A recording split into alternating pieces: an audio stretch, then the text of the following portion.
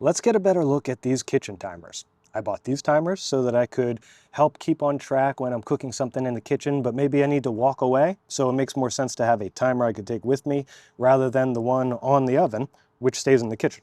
So they don't just count up, they also count down. I can add minutes and count it down, or I can just simply start a count up and let it run. The beep is easy to hear. It's loud enough that if I'm talking to somebody else, I can still hear that beep just fine. Let's put it near the microphone, just like that. It's not too terribly obtrusive either. It doesn't, alert the entire house, but it does alert the entire room.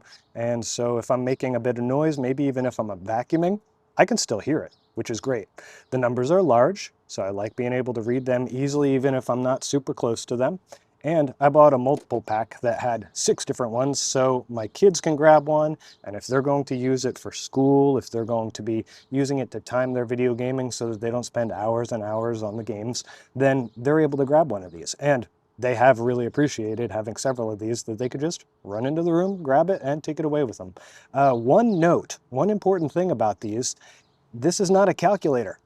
Don't know why it says calculator. You can't do any math on this. This counts up and it counts down. It's a timer. So just be aware of that.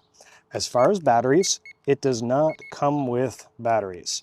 So you have to add your own AAA batteries, which I use the Amazon Basics ones. It does have a cool little stand, so you can prop it up and have it sitting on the counter very easily or sitting on a shelf and still read it. It's got a magnet. So if you want to stick it to something magnetic, like for me, a door or a fridge, that works really well. I can take it to the garage and stick it on the garage door.